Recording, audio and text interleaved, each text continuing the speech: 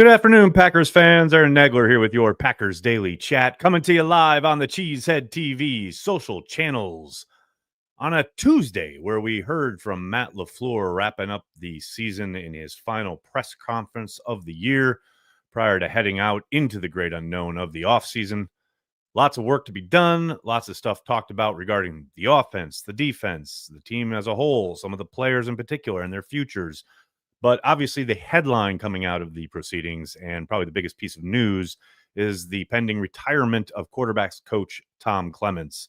Tom, obviously a Packers legend, having worked with Brett Favre, Aaron Rodgers, and Jordan Love, well, along with Matt Flynn. Don't forget about that stint as well. But Clements clearly should be walking into the Packers Hall of Fame at some point here in the near future for just doing incredible work with all the quarterbacks that he got the opportunity to work with while in Green Bay, doing good work with Kyler Murray also down there in Arizona for a stint in between his two times in the fold with the Packers.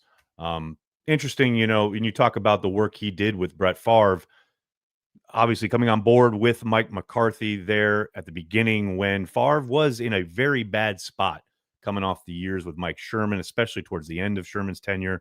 Favre had gotten very reckless, very careless, throwing a ton of interceptions. And the turnaround was very quick once Clemens got in the door. Brett had his one of, if not his best season statistically as a Packer in 2007, the year after Clemens got on staff with Mike McCarthy, and clearly made a monster difference in his latter part of his career. And then clearly the well-documented work that he did with Aaron Rodgers. Aaron, to this day, still giving him tons of praise and credit for his development as a young player. And then, yes, coming back for kind of round two with Aaron Rodgers for one final year prior to turning his tutelage to one Jordan Love. You certainly saw Love take a jump under Clements as his quarterback's coach.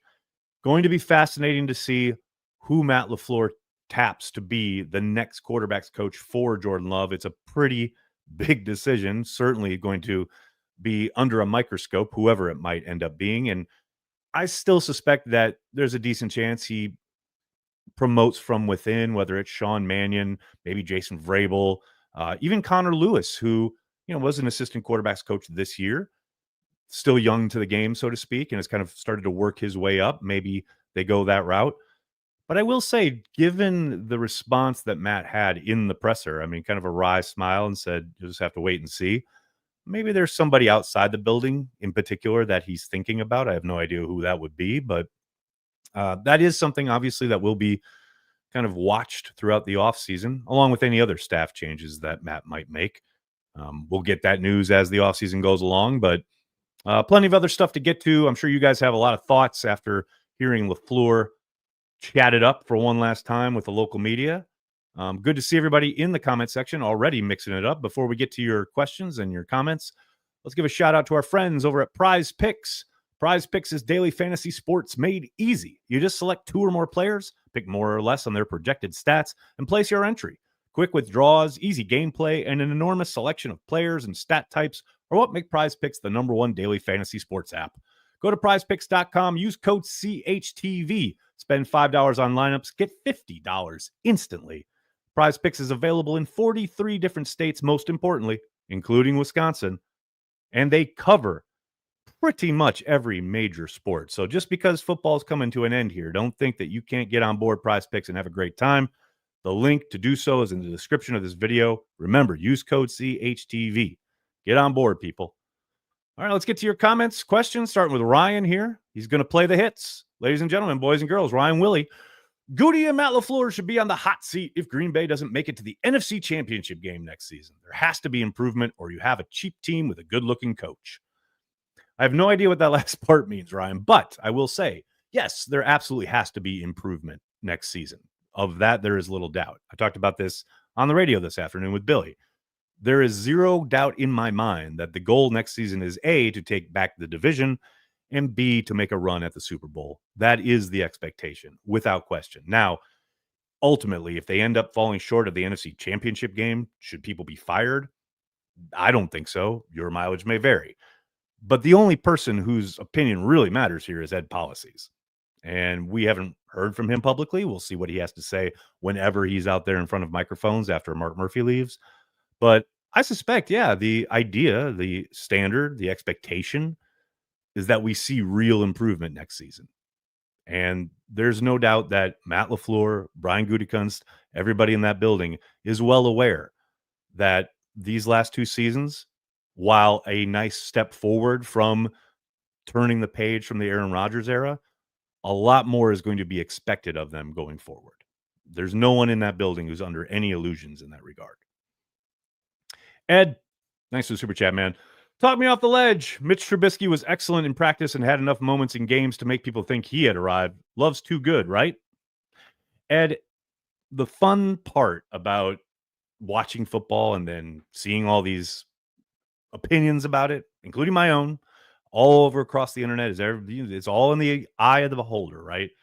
I can sit here and tell you until the cows come home that Jordan Love is still exponentially, to use the favorite word of the people in the comment section, exponentially more gifted than the majority of quarterbacks in the NFL when it comes to physical traits, his ability on the football field. He has not even begun to approach to scratch the surface of his capabilities as an NFL quarterback. Now, that said, you have to produce, you have to improve, you have to develop and get better. And that's what the expectation will be hitting the ground running next year in training camp and going into week 1. But yes, there's very little reason to concern yourself with the Mitch Trubisky comparison. I promise you, and that's all I can give you is my word, that Jordan Love is not only way better and way more talented and has way more promise than Mitch Trubisky ever did, he will show you that next season. Mimsy, what's up, man? 24 tape only. Caleb showed more promise than Love, but there's a lot more to go on than just the 24 tape. And Caleb Williams certainly looked the part. And you can quibble with what he did first part of the season to the last part of the season when the coordinator switch got made, although that is instructive, right? I mean, Caleb looked a hell of a lot more productive and the part, so to speak, once they did switch coordinators. And that's part of the component as far as what is the offense, what are they being asked to run, who are they playing with, what is the talent level, how many more banked reps do they have, etc. But yes, Caleb absolutely looked very, very promising.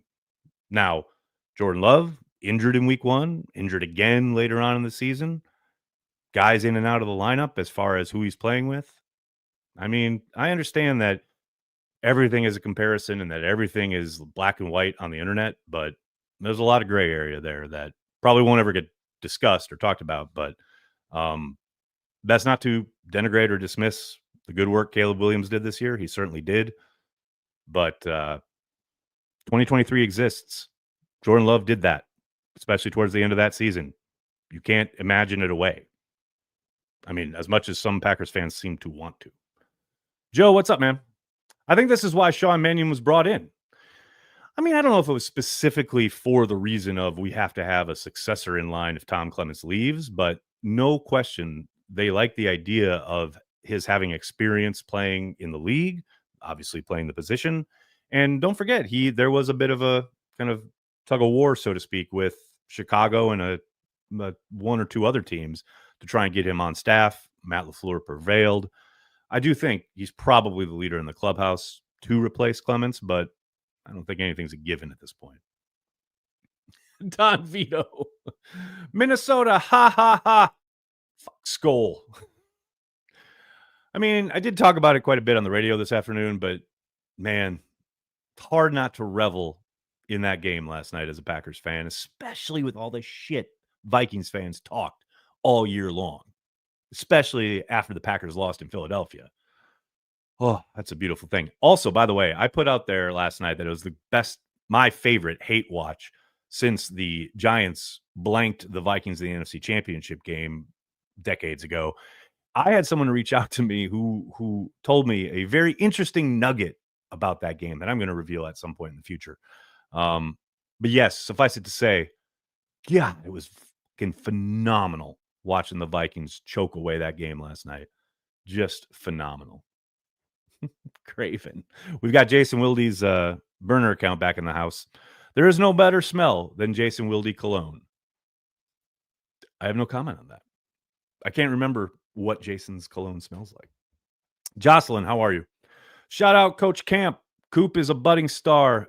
Quay really improved, including in Philly, and the other two were serviceable, though limited physically. I think that's a very good observation. Although, I mean, I got to be consistent here and say, somewhat that is down to the players, right? Yes, coaching matters, and it certainly seems to have enabled these guys to improve and play better as the year went on.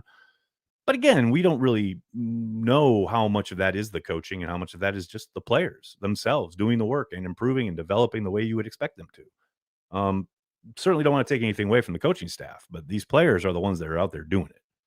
Of that, there's little doubt. NA, what's going on, man? Smoking that Vikings pack today. Glorious. You ain't lying, man. It really is glorious. Rai, how are you, man? Was Sunday Hafley's best call game of the season? Man, that's really hard to say. I think it certainly did the job, right? It certainly seemed to limit a lot of what what the Eagles were trying to do. But I don't know, man. I think he called a pretty damn good game against the 49ers. I think he called a pretty damn good game against the Texans. I do think some of it was helped by the fact that they got their reinforcements back. You know what I mean? Like, I think he calls a pretty different game in Minneapolis if he has the personnel on hand that he had on hand in Philadelphia. Minneapolis, Philadelphia, these teams that are very specific in how they operate offensively. I think he might have a different approach if he's got all his bullets in the chamber, so to speak. But it certainly was well called. Of that, I am sure. Don Vito, thanks again, man. Do you think Getsy takes over before Mannion? I think there's a possibility simply because he's done it before.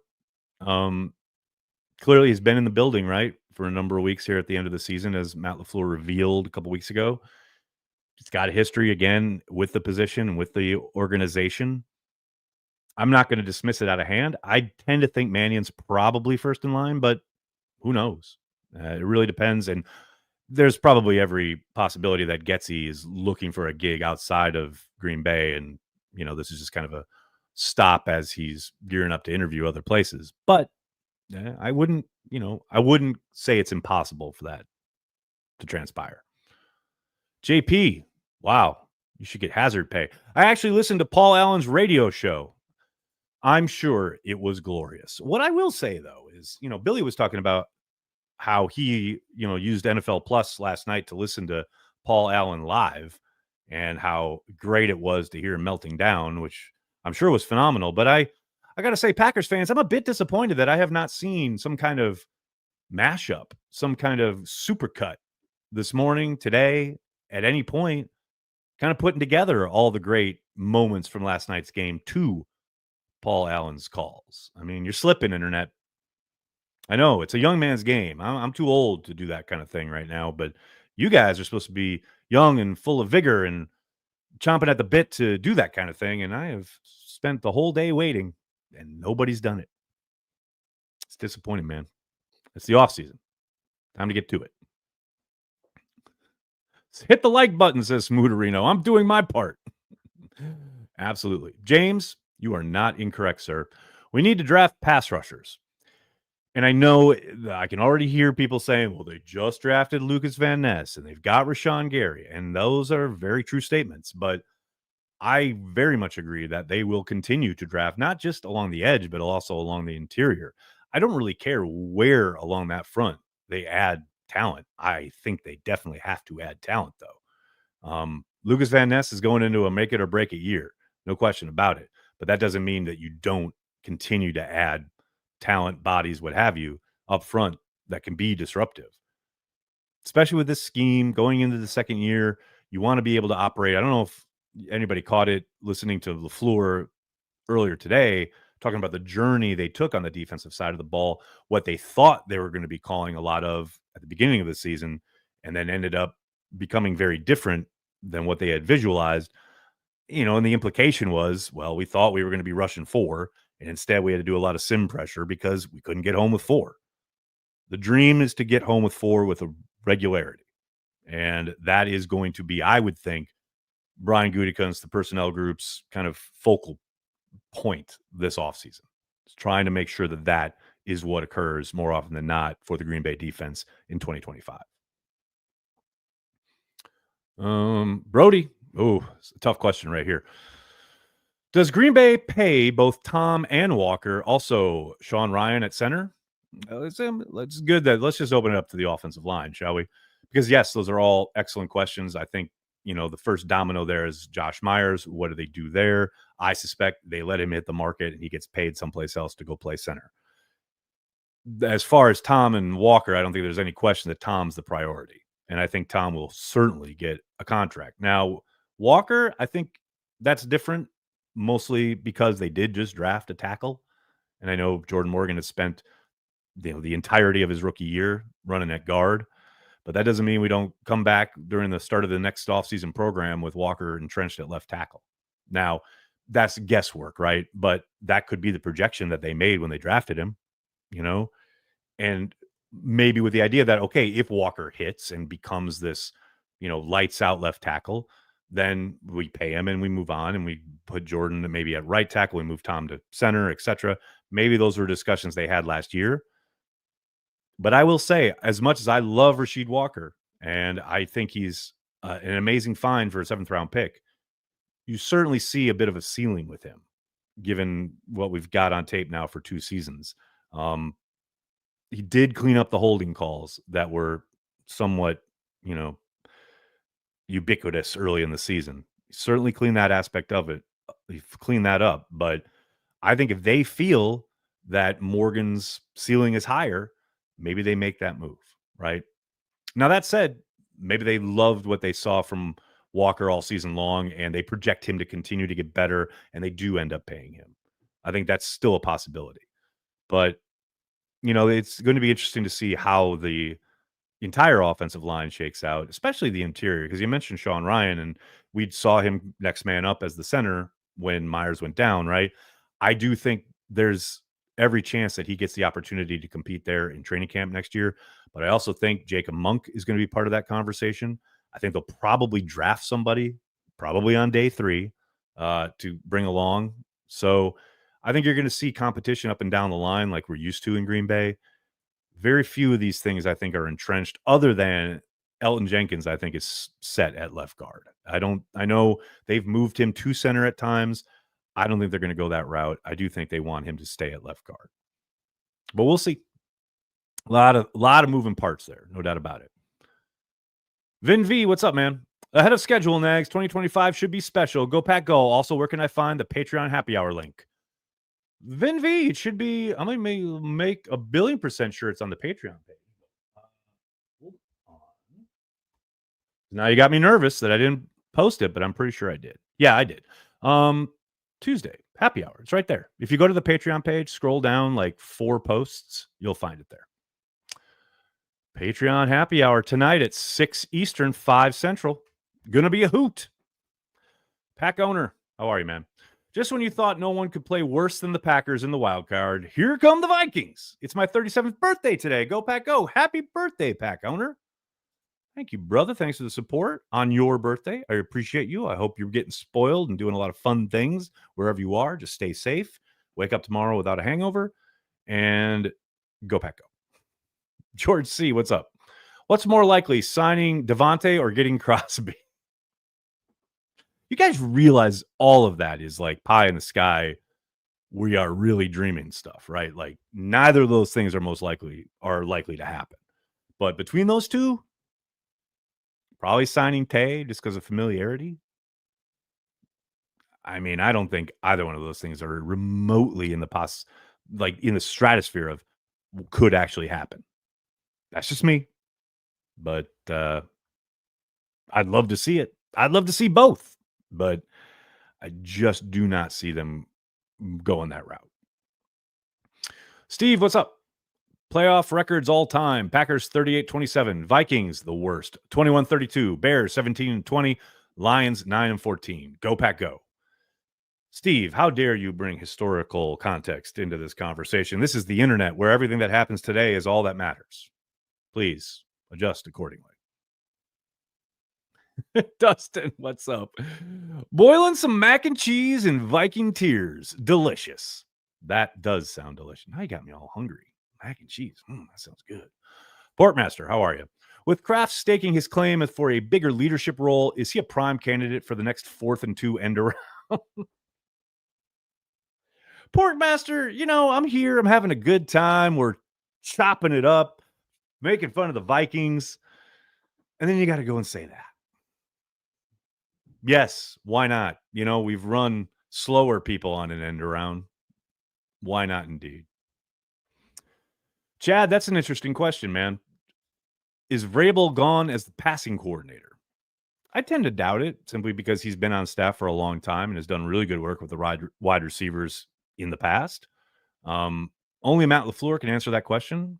Certainly there have been issues that you heard in this press conference about guys being at the wrong depth, things being out of sync, etc. And we certainly saw that on display throughout this season when it came to the Packers passing game.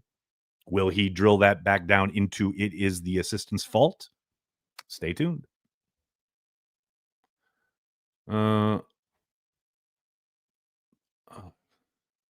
Whoa. Wait, what? Smooterino, this is insane to me. This may be wild, maybe, but a reporter I like said Jacobs is a potential cut/restructure candidate, noting his run EPA per run is among the worst in the NFL, and said he's barely replacement level. Thoughts? Well, first of all, that's a lot of looking at football through a screen and looking at it through a, spreadsheet. Maybe they look to restructure his contract, but absolutely not. There's zero doubt in my mind that they will not be cutting him. That's pretty insane. And as far as like his worth to the team, what he means to the offense, I mean, I think it was readily on display throughout the season. And I understand people want more production and or efficiency, but you're not throwing out the baby with the bathwater just because of some numbers. Absolutely not. Cheeto, how are you, man? Skololol. Bears and Vikes can go back to picking up grapes with their back cheeks and climb trees. We're winning the offseason, by the way. Calling it now. Do we want to win the offseason? I don't know, man. The Bears have won the offseason for the last 10 years. I prefer they win the offseason. Then we will come in and win regular games. That's the hope, right? We got to get back to beating up on the Bears. They had their one win after 12 tries. That's enough of that. Got to restore order over here. Porkmaster, how are you, man? We are a better team than last year, but the vibes are way off. Launch that last month of ball into the sun. Man, you are not wrong. That is 100%, I think, spot on. I think they are a better team. I think they are certainly more talented and seem to develop more throughout the season than they did the year before.